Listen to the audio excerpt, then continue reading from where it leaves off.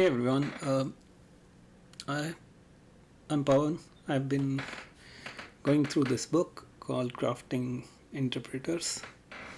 It's written by Robert Nystrom, and basically the book goes through a practical implementation of a compiler or interpreter. So when you read this book, basically you'll be implementing your own language, and it does have some theory but a lot of code as well. So it actually has the full implementation of the language that it's trying to build. It's not a complete language, but it's enough to understand. If you have never done anything related to compilers or interpreters, I think it's a really good book. I have never done it, so I've been reading this book and it's been really fun to read it and do some exercises and also write code.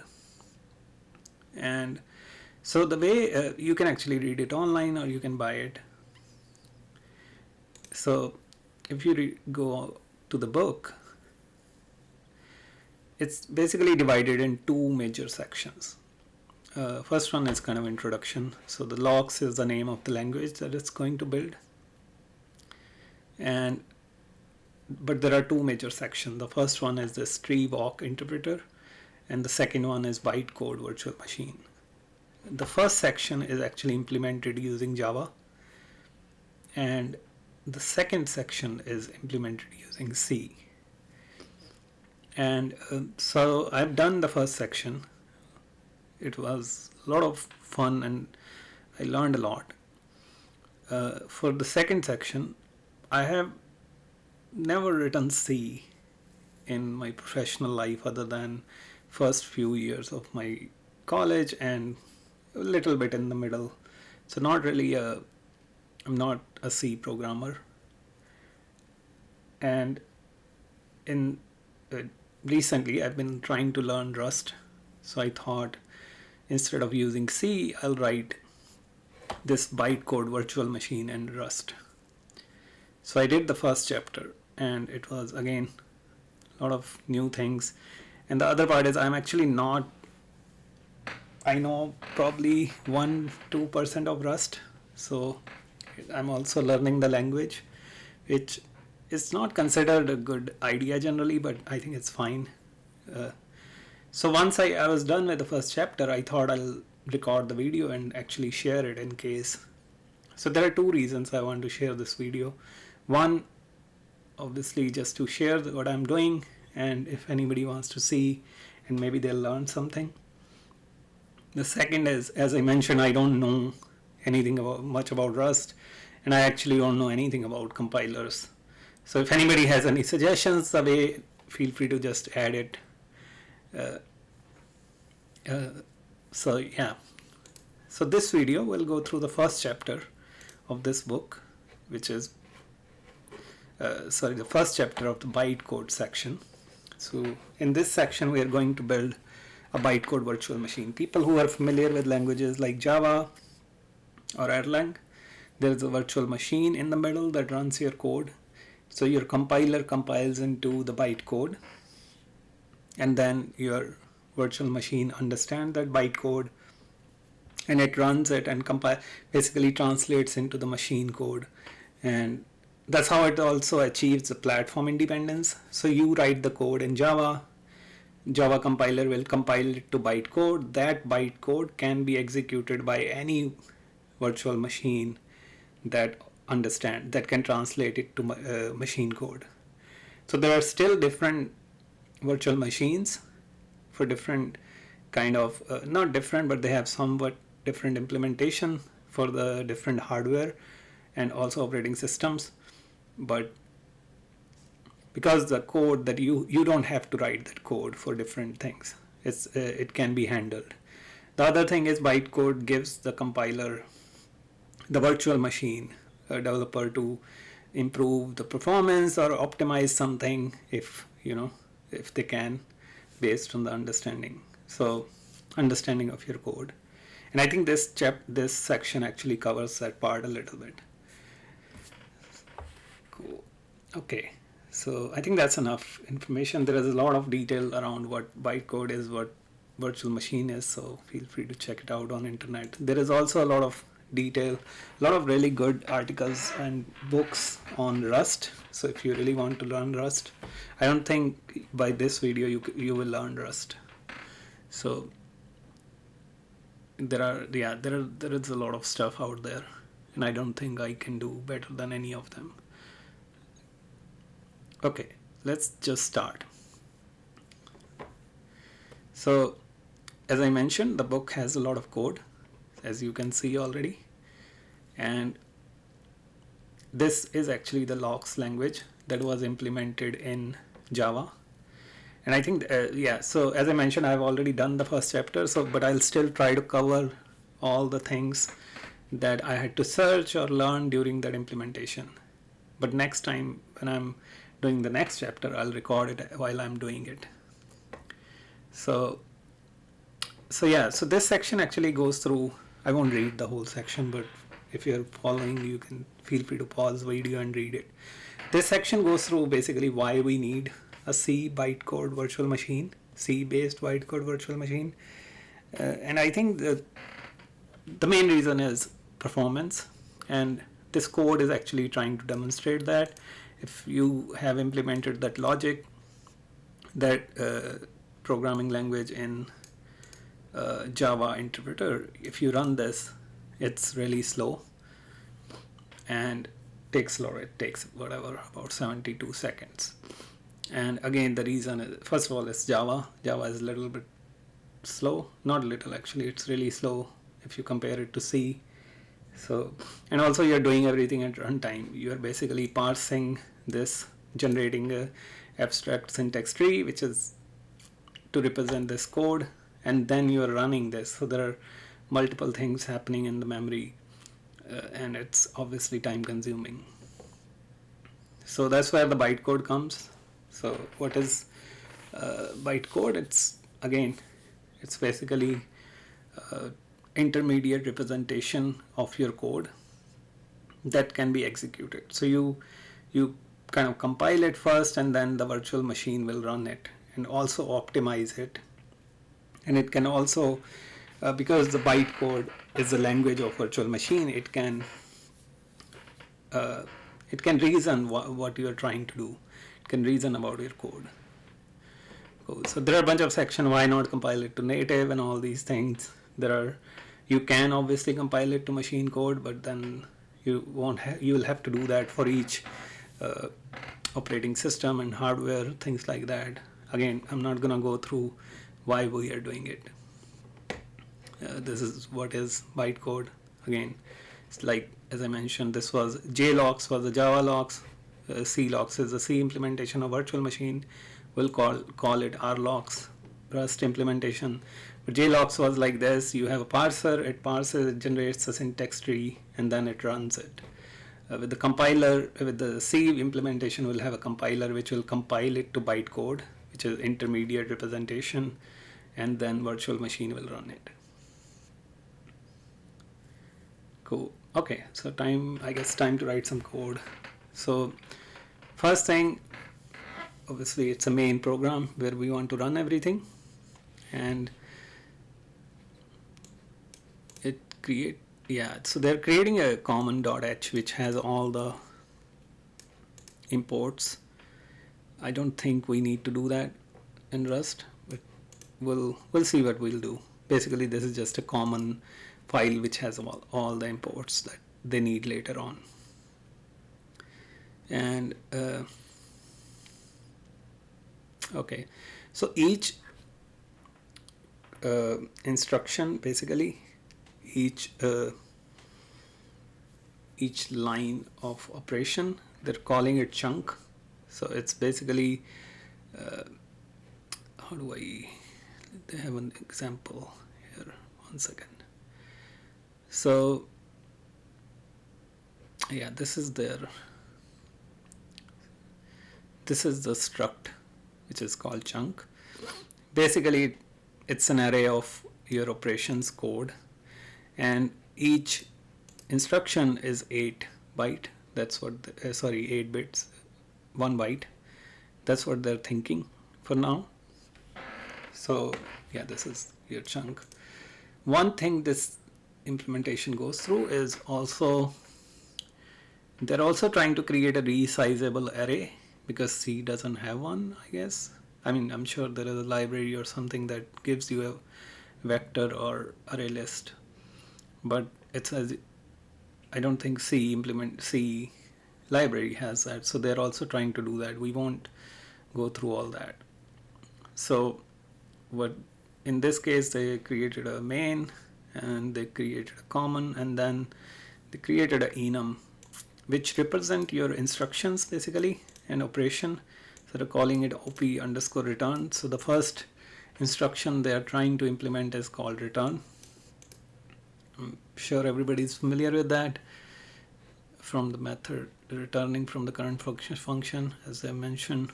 And then they have a dynamic array of instructions, which is what the chunk is. So this is and they're using these things to resize it. So yeah, and if you see like in this is our main, so init is one which is like just starting from the scratch, count is 0, capacity is 0, code is null. In the right chunk, which is our core method, they look at the capacity. If it's more, if they need to resize, so if they need to resize, they'll resize the array first and then they just write the code, and write takes a pointer to the chunk and a byte. Our code will look very different from this, so just we'll see how it looks. So as I mentioned, we don't need in our case Rust has a vector, so we don't really need the memory stuff here. We don't need to check if we don't need to build a resizable array basically, so we'll not have to do all this. Yeah, this is all like resizing the array. Yep. Okay, so let's go through this first section first and we'll see. Okay, cool. So this is my terminal and some directory. I'm gonna say cargo new arlocks, and we are building a binary, not a library. So it created a binary and I'm using Emacs on this right side for my editor. So if you generate a cargo is a tool from Rust that is available to generate new Rust projects, and there are two types of projects as far as I know. One is binary that you want to run, another one is type of library that you want to share. So we created a binary because we want to run, so it has a main.rs which is very similar to this. So we got that. We don't really need all this, so that's good. We'll use our main.rs for all the common things, and we can move it later if we want to. I don't want to create a new file just for the, we don't have enough to create a shared file, and I think we can always move it. Awesome. Okay, so the next one is common.h. So we'll create a common.rs and we'll create an enum, and we'll say enum code, and we'll name it. I don't think we need the OP part here, so I'm gonna keep it return. I don't see any reason for OP prefix. Okay, cool. So next we have, so they're creating a new file chunk.h, so we'll do that.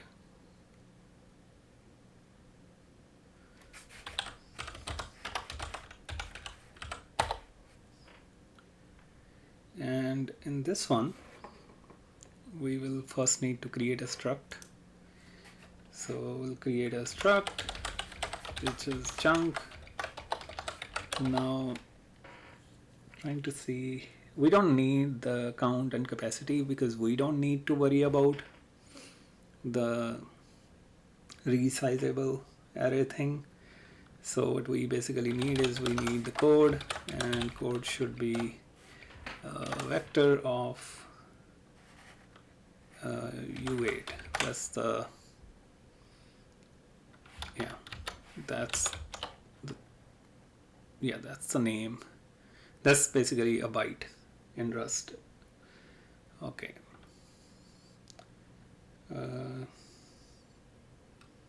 Yeah, I think that's it for this section. Oh wait, I was like, why the formatting is not working? I created chunk.h.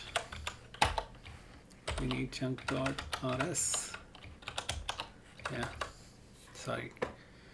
Still trying to learn Rust. Cool. Okay, so the first method chunk has is init chunk. So the way Rust you can implement the method, so they are passing a chunk pointer. We don't need to do that. What we can do is we can just say impo chunk, and under implementation you can define any method you want. So we'll say init, and I think we'll call it so this is again the syntax from the Rust stuff. Return. So this is basically a function which returns. So Rust, when you implement a struct or a trait in Rust, so there are two types of methods. One is class level, one is instance level. So if you pass $self, a pointer to itself, then it becomes an instance method. Then you have to call it on, let's say you create a new chunk named C, you will say c.init. But because this is sort of a init method, we don't have an instance. We actually want to create an instance using this. Will not pass a pointer to itself, pointer to an instance. So this is more of a static method. So do chunk, and we'll return code and an empty vector. This is a macro. Rust has macros to create a vector. Okay, so we did this. We don't need to do these things, and we created an empty instead of null. I think I prefer empty. Okay, so next one, we need a write function. So now we will write chunk. I'm not gonna use the camel notation. So now as I mentioned earlier, because this will be an instance method, because we want to write call this method on an instance, so we'll pass self now, and next thing we want to pass is byte, and we want to pass which is u8, and it doesn't return anything, and we'll say self dot code dot push byte. So this is basically pushing a byte to the code, which is exactly this. Okay, so this is, they're just going through resizable array. You can look at this. I would actually, if you're familiar with other languages like Java or let's say C#, I think Java's array list has a really good clean code about how they actually look at search for a method and show capacity in their code. You'll actually understand how it's implemented. If you're familiar with C and understand the memory allocation and all that, this will also work. Okay, so we don't need all this. So we'll go to the next part. Okay, so we're done with that. One thing, let's make sure we go back and we go into our logs, and we'll say cargo check, which is a command just to make sure everything is good, and cargo run should not do anything other than printing hello world. Okay, cool, everything is good, we didn't make a mistake. I also have a nice extension in Emacs which kind of gives you these warnings and all that. Actually, let me resize a little bit. I think, yeah, I think this actually, what if I go to my init, I want to do it's trying to increase the font size. I think it was not that good. Okay, this should be good. Okay, cool. So in this section, now we have a little module for creating chunks of bytecodes. Let's try it out by hand building a sample chunk. So in this code, they're basically trying to write a chunk to the, yeah. So yeah, let's try that. As I mentioned, we'll use our should remove this. 1 second. Let me remove the SOC chunk.h. I think I have a backup. Not. Nope. Wait. Yeah. Sorry. Just annoying thing. So just cleaning it up. Okay. Cool. So in the main now, okay, one thing I should explain. So, and I don't understand why it's like this, but Rust has this concept of modules. So everything is private by default. So this enum is private by default. So I cannot actually access this enum in main.rs even if it's in the same directory, because this is under a module called common, and file name is basically the module name, and you can actually write mod common on the top, but it's basically the file name. So this is under chunk. So I cannot, if I try to like go into the main and let's say I say chunk, I don't actually, I mean I can't, so this is the syntax to call init, but I cannot do it as far as I know. Yeah, it's saying unknown chunk. Like if I, yeah, if I do cargo check, it will fail. Yeah, it doesn't know. So two things we have to do. One, we have to make it public. So you can make it public or you can make it pub crate. So library is basically a crate. A project is a crate in Rust term, if I'm not wrong. So you can either make it public or you can make it pub crate, which is like anybody in the crate can access it. And so we'll do this. We'll do the same thing for chunk. We need, I don't know if we need to make, yeah, I remember this. Yeah, we need to make pub crate. Sorry, I have written this code before, but you can already see I don't remember much of it. It's been a few days and I don't write Rust in my daily job. So okay, it's pub crate. So now if I go to main, I can say chunk colon, yeah, colon, I guess, no, a chunk. I thought this was the way. Oh wait, no, sorry. So you remember this? I told you, right? We'll use this common.h instead of common.h. We'll use main file, which is instead of this, we'll use main. So that's where it. So what we'll do now is we'll say mod chunk and mod common. So now I have chunk. So you see how, so I had to, similar to like include, basically sort of include in the same directory. It's not actually same as include. It's basically just you are trying to define all the modules in the project.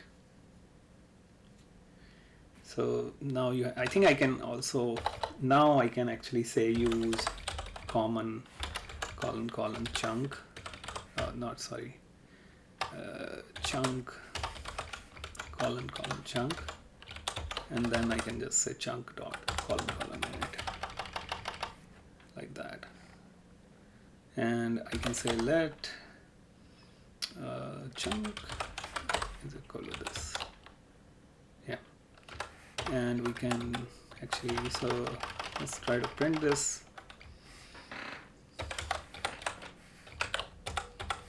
So I'm missing one thing, which it will not let me print it, and I'll tell you why. Should maybe disable the, so Rust, one of the best thing about Rust is error. The way they display error and the way they explain it is just amazing. I've never seen anything like this before. So it's really good. And as you can already see, there is, in this case, saying chunk doesn't implement this, and I can actually do this, copy paste this thing, and it will explain in detail what this error is, something like this.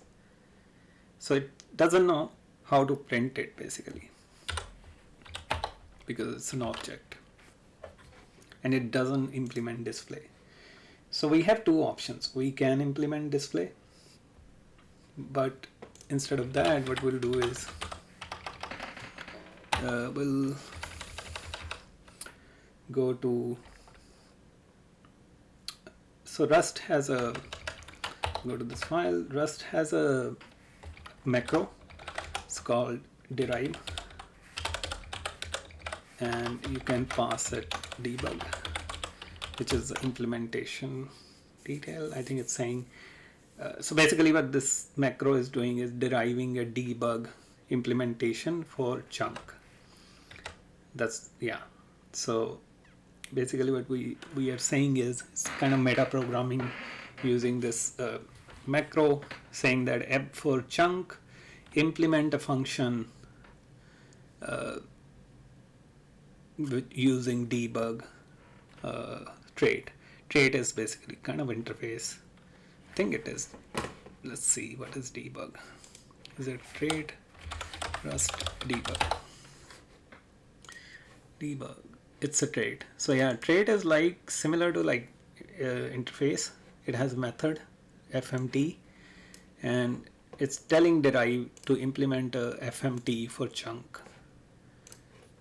And I'll show you actually what it is. So there is a, Rust has, just like we are building this bytecode, which is an intermediate representation, Rust also has an intermediate representation called MIR, Rust MIR, yeah. I don't know what MIR is actually. MIR is mid-level intermediate representation, and when you compile it, that's what it becomes. And you can actually, let's see, so I can say cargo Rust C compile and emit MIR. So if I do that, wait, what, did I not save it? Should save it. No, I did.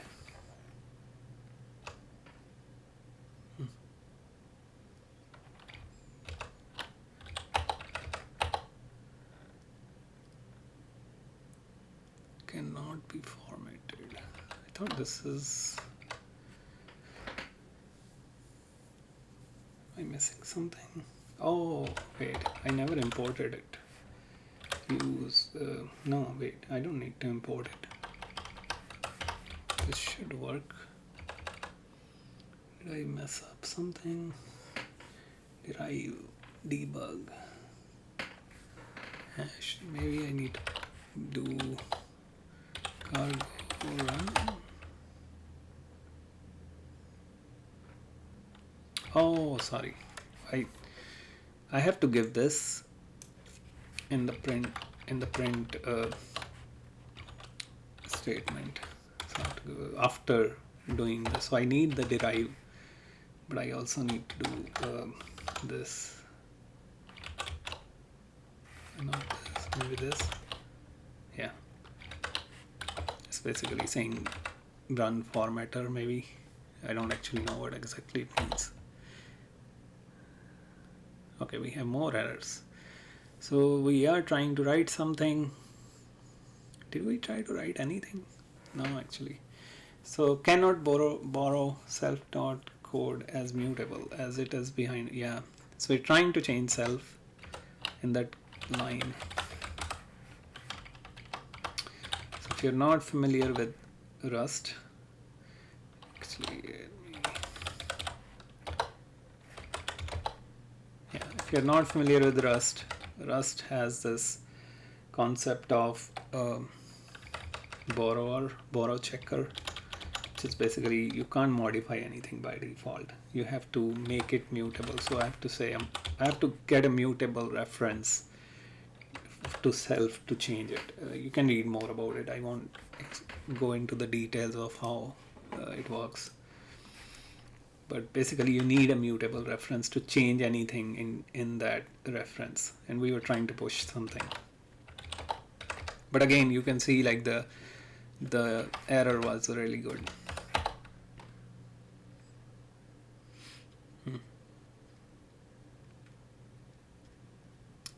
Thought it should print the generated let's see, Rust print generated derived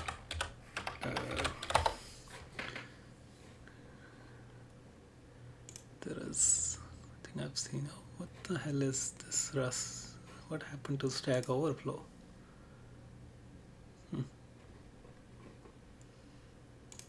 Or maybe I did something now. Print generated code from macro. I have seen this. So expanded code. Oh yeah, this is what it is. I'm pretty sure I have a command expanded somewhere. Yeah, and you have to do it on nightly. So it will print the expanded version of our derive. So if I do that, so in the chunk you have implementation of this thing, but you can also see we have this. So that derive actually generated this debug for us that will allow us to print using this function. It's pretty cool. Okay, so let's run cargo run. Shouldn't do anything. We have a chunk, code is empty. Awesome. Okay, let's do, I have no idea what happened to Stack, or maybe it's April 1 and that is what they're doing. Okay, so we are able to print it, which is great. So we covered the we are just able to print it. We didn't write anything, so we'll write something. So we have a chunk now, and we'll say chunk dot write chunk, and we just need to send a byte, which can be, let's just write 1. And again, see the complaint saying cannot borrow chunk as mutable. So even though the chunk itself, the method we have mutable, so the method that we created to write chunk is looking for a mutable reference, right, to self. It's passed implicitly, so we don't have to actually pass it. But in the main, the reference that we are using is not mutable. We have to say mute. And now if I run, we'll have 1. So we have the code that we are writing. Cool. So again, we did init, we did write. We don't need to do free because, you know, Rust will do it for us. We are writing it in that vector.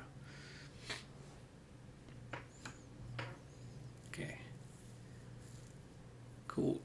Awesome. So the next part we need to do, so basically this section actually wants to do disassemble, which is basically, okay, I write the chunk,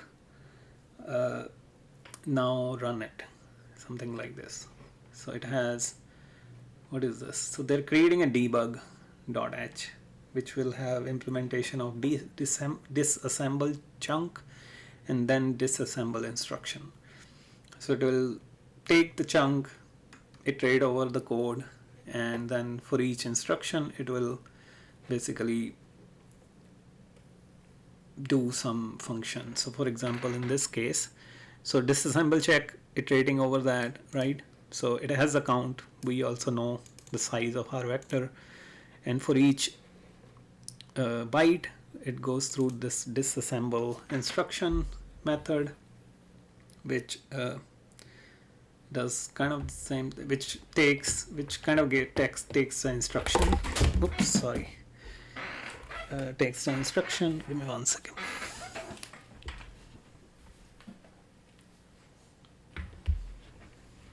Takes the instruction, and based on the instruction, it's basically running something.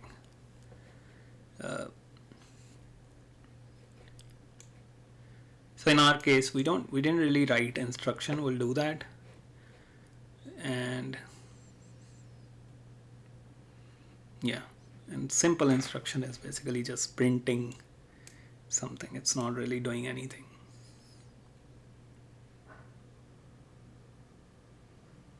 Yep. Okay, let's go one by one.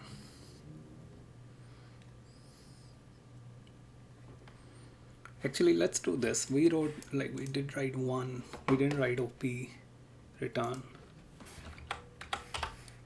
So in our case, let's say use common OP code, and we're going to say OP code return. So okay, it's throwing an error, but we'll see it here, saying expected U8, but you have an enum, which makes sense, right? And so how do we convert our enum to U8? So in Rust, again, there are, the way I know, and if anybody has any other idea, please share, but there is a macro that you can use to say hash, it's called wrapper, and you can say representation, basically you can say U8. That's it. And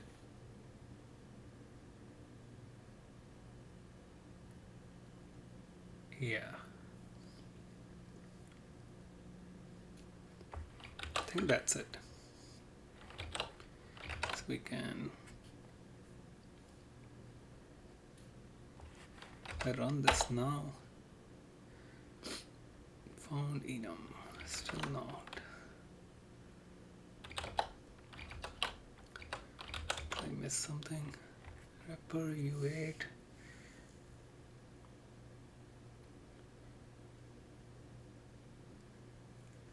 I think so.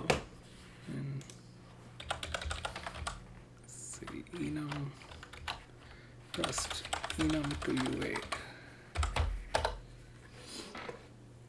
Mapping enum to U8. Yeah, this is what we had. Oh, I have to give this. Okay. Yeah, I remember this. Give this index, basically.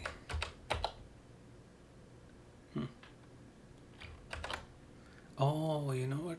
Wait. Yeah, I know it. So now it can be represented as enum.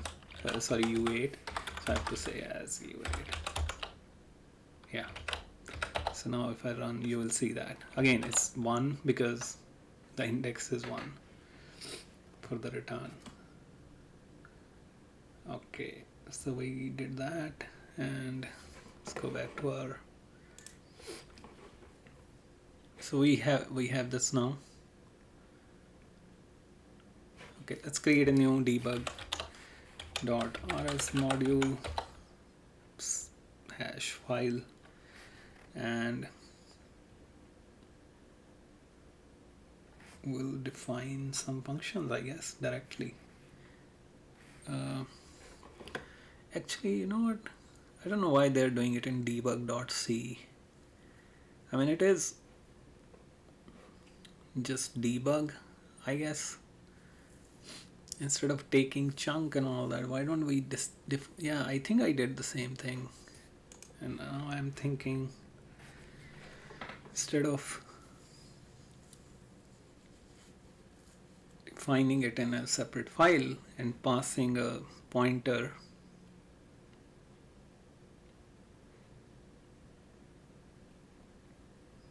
or maybe let's do this. Yeah, let's do this thing. So again, we need to make it pub crate because we want to make it accessible. And f1 disassemble chunk, which takes chunk reference, right? And also it takes, wait, what is name here?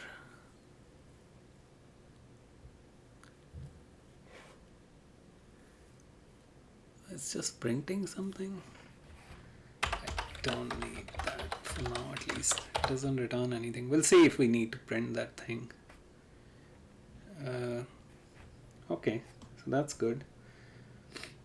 So now we just need to iterate over the vector that we had. That's why I really wanted to do it in the chunk. Okay.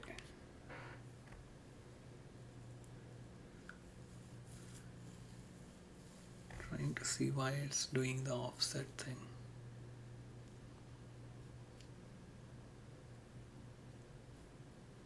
So I know why it's doing the offset thing. I don't think we need to do it, but let's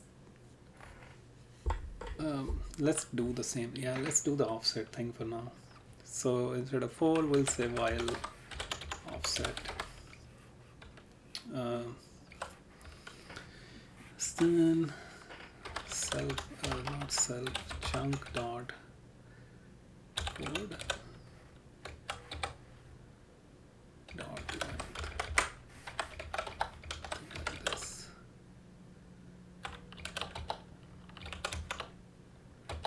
And so we're iterating, and next thing we want to do is offset equal to disassemble the instruction, and we pass chunk and offset to it.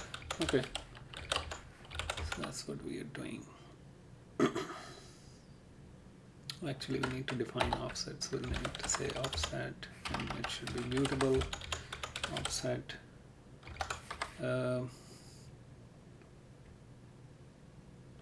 Equals 0. So the size in Rust, so this length thing, it actually we need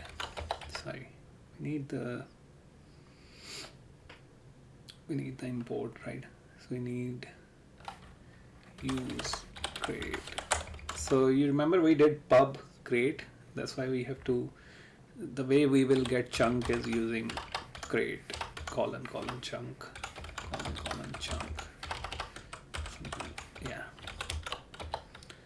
So we got it. Offset chunk dot code. I don't actually know if I'm writing correctly, but we'll see. Okay, so we'll write another function which can be private because we are calling it assemble instruction, which takes again a chunk chunk, and offset, which is U size. Yeah. So this should be U size. That's the type of the length. So we are using the same type so that we can easily compare it with. I don't know why it opened. Okay, whatever. Okay, so in this one, we are printing the offset in this format, which is basically 4, I think the 4 bits or something. I think we can just do, I don't know if actually Rust has this, but we'll try. We'll say percentage, I don't know actually, don't remember now, percentage 4D I think it has, and we'll say offset.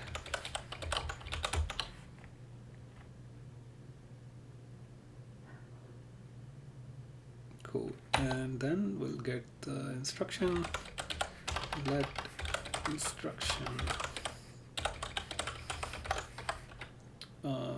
U8, because our chunk dot code dot get offset. That's it. And then we'll say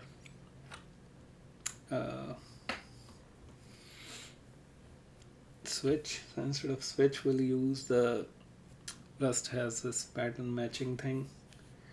So we'll do that. Actually, can I get it as, let's see, because we want to get the arenum.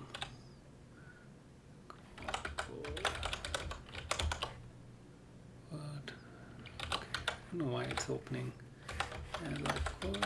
Can I do that? And it should be opcode. No. Let's see if it works. So now we'll do match instruction.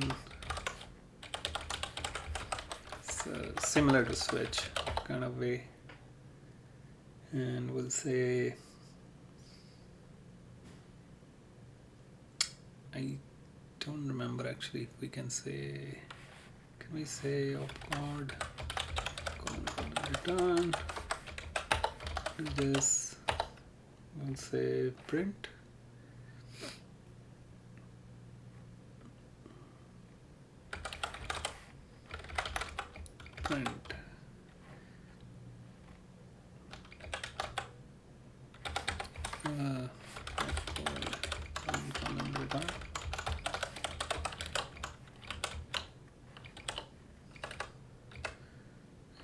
what's happening.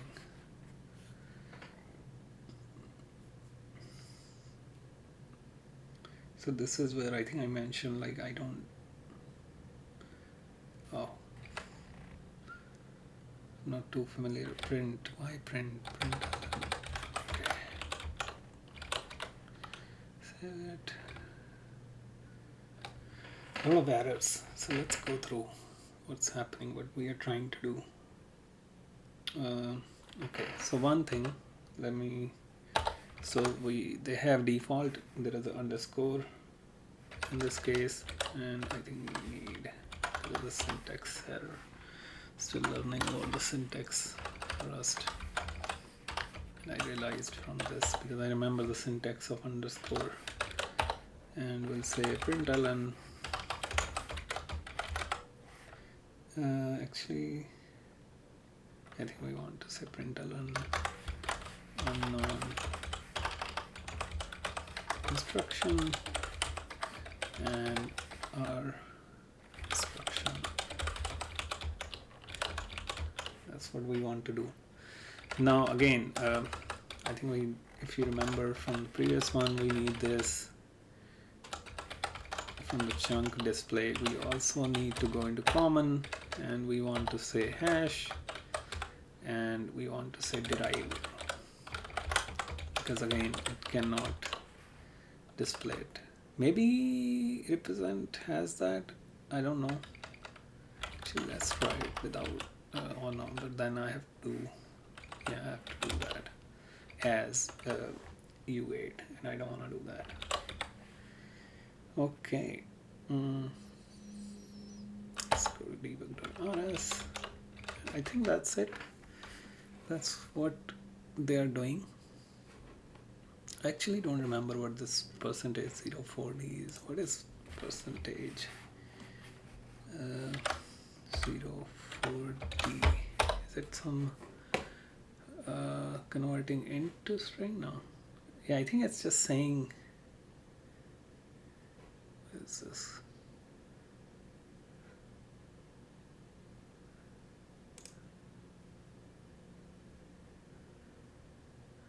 Two or four digits. Yeah, that's display 4 digits and append 0. I think. Yeah, that's what it's doing. The index is 0. It's appending 3 zeros. Yeah. Okay. So we have this, and now we want to run this. How do we? So we have these functions. We'll go into main, and again the mod debug, right? And we'll say so we were printing chunk. We'll say debug disassemble chunk, sand chunk, and that's it. Yeah, we don't have anything else. Let's run it. Let's do cargo check just to make sure. Oh, okay, not unexpected. Saying cargo.code.length is, we missed more stuff.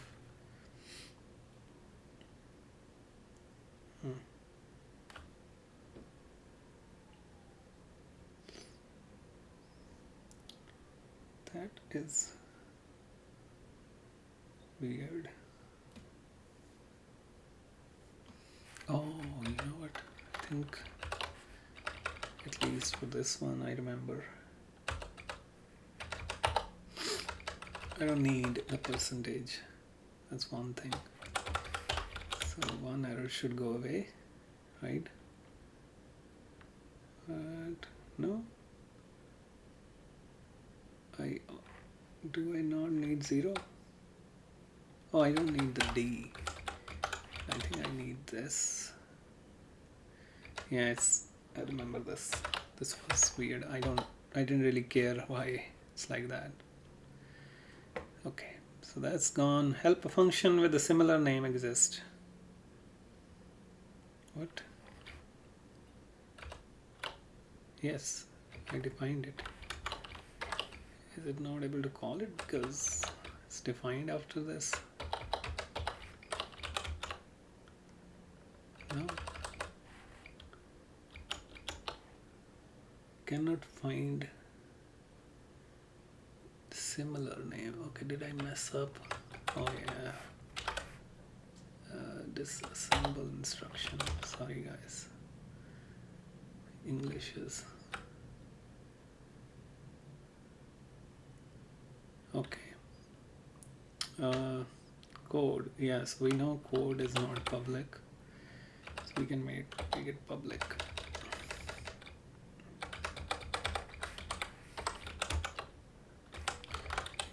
Great. Stuff public. I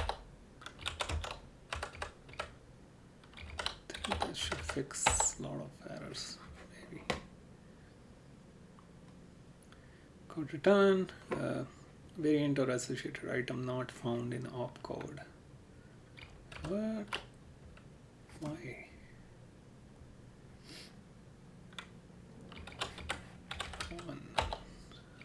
Oh, wait, why I did this? I didn't mean to make it capital letter or something. Yep, so now we are down to some errors. Chunk dot as an as expression can only be used to convert between primitive types or to a specific trade object. Yeah, that I remember that.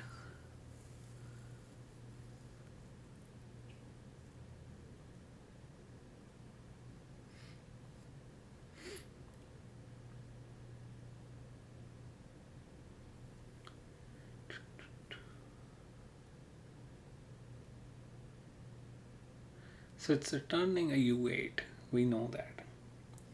What we want is we want to get the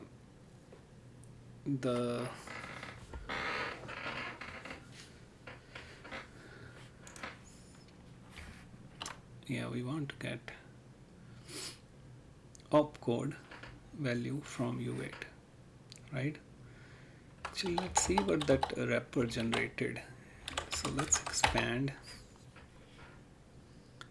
and in the common, here is common, it says FNT, and it says opcode automatically derived wrapper didn't do anything.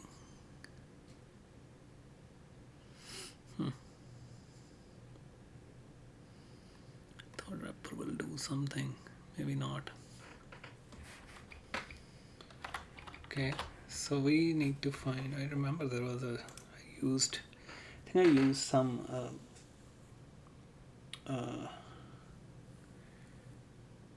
crate, some library. It's called derive or something. Derive crate trust. Yeah. So yeah, we have this, right? So we have this, and we can derive from primitive to primitive. And if we use this, I think then we don't need to do the wrapper thing from U8. That's what my understanding was, at least. Okay, we'll leave the thing, but for now on we'll just get from primitive. I think that's what we need. And first thing we have to do is we have to import this library into our project. So go one step back. This is the file where you define all the dependencies. We'll say num drive, and we'll say we also need the traits. Say num underscore traits 0.2, and hopefully it's the right. I think there is a version on the top which is a little bit different, but we should be fine. Yeah. Okay. And now we can just get from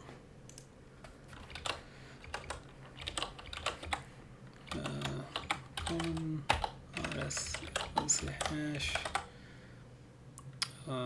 Actually, can I? Oh yeah, I can just do it here. So we'll say from primitive. I think I have to say this macro use thing, hash macro use. I have no idea what that means, but this we are just saying get an external crate num derive.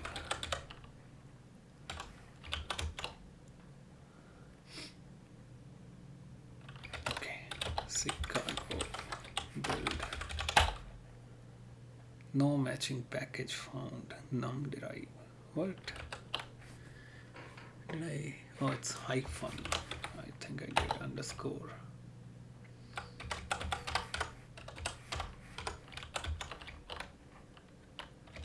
It's okay. It'll succeed. So it's gonna download things from primitive help device macro with similar. Make like so many typos that it's just weird.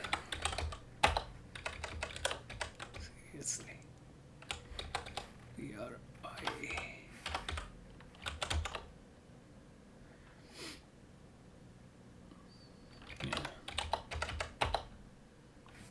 Okay, what other errors? Create blah blah blah. External load must be at the create root. Okay, so we don't need to do this here. We can actually, let's move both, I guess. Let's go to main, that is our root, and here we'll say this. What now? Okay, so now at least we have that. So instead of doing this, we need to say actually, let's see what it gave us. So now we should have something new. No?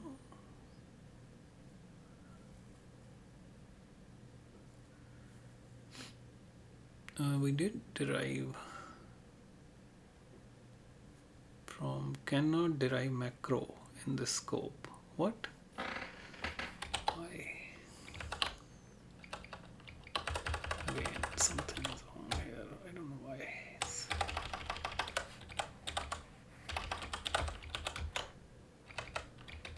For some reason it didn't complain. Oh, it did. Actually, yeah. Complain the other part. Debug. And no, actually, we want to go to common.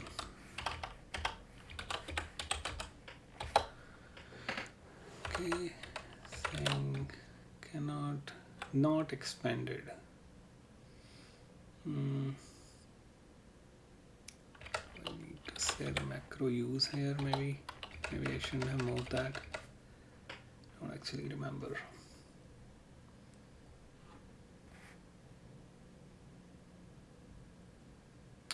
Oh, you know what? I mean, I don't know if it's able to get from permit. It has to know where it's getting from, right? So we'll say num column from. I think that should do it. Guessing. Can't find crate. What?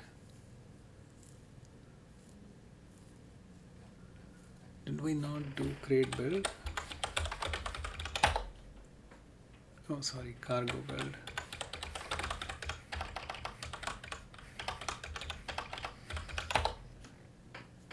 Okay, macro use.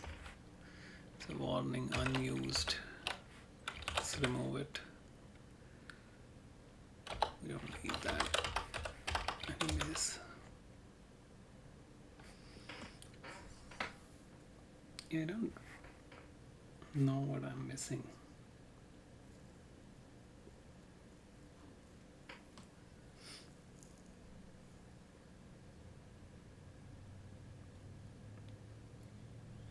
I think what I can.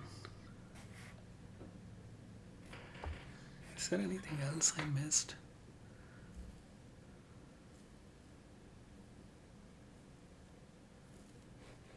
So I have to do this. That's it, right? Yeah.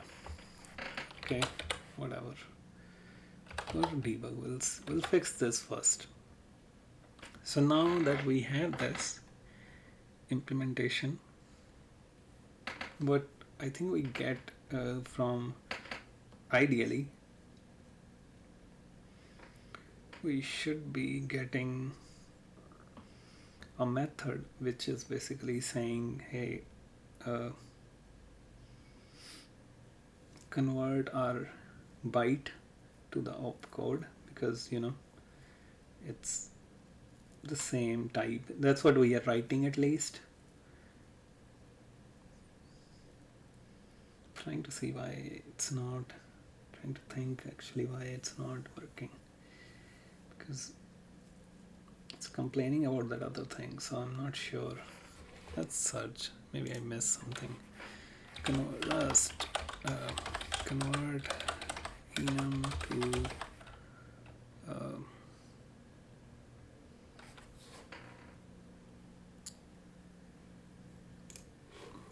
we want to convert it to that thing, right?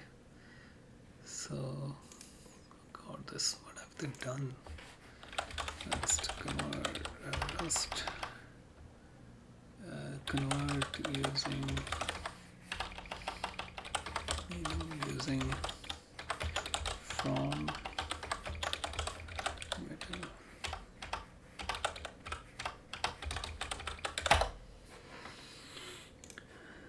Okay, as you can see, I've already searched these things, but I don't remember.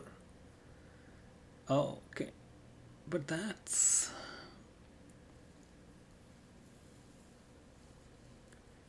you can derive.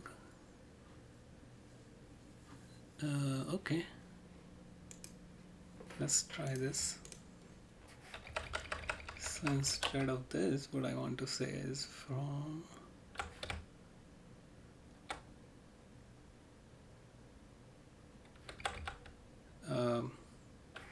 we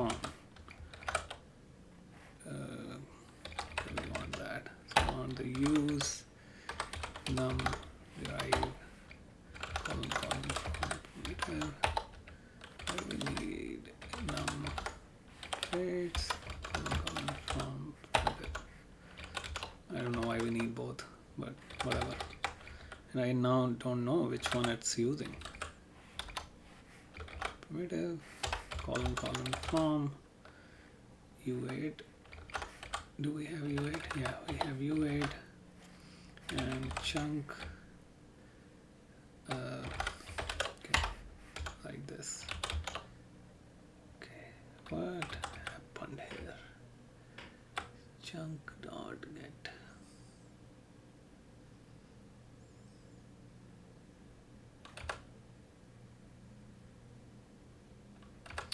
Okay, now because it's returning us thing optional, we have to do this because it's returning optional. Yeah. Okay.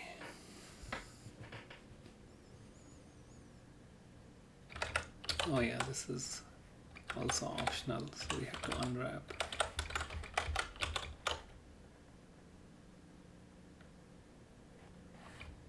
Yeah, we are calling it on reference, so yep. Okay, so basically we have to refer to the actual pointer, get the code, and the get method returns an optional. Rust has this concept of optional, and then you can unwrap it, basically saying get, and we know there is something, so we don't have to worry about. Okay, so that's the one it's using. I don't know why I need both. Oh, he was using both. Okay, so we get that, and again, because it's now you can see this, even though I didn't write, my editor has that plugin, so it's showing that we are getting option opcode, which is optional. So now we'll get this. What is this?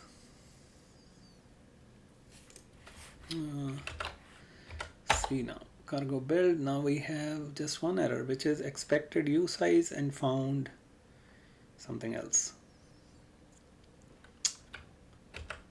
Oh, I didn't. Why did I say size? It is, yeah. What? I mean, chunk. Is not chunk. So we're saying disassemble instruction. We're passing chunk and offset, which is U size. Oh, I'm not returning anything. Sorry. So here I want to say.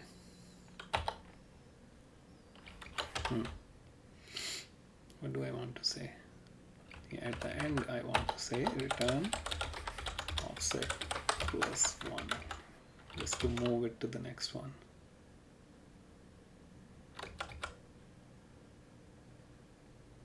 Oh, I'm not. Okay, I didn't add the return type. So we'll do that. U size should do it. Yeah, we were missing the return type. It's saying, oh, I probably don't need return, and I don't need, if you don't put semicolon, you're good. That's the last return. Okay, cargo check. Awesome. Cargo run. Awesome. We got it. Our first instruction is return.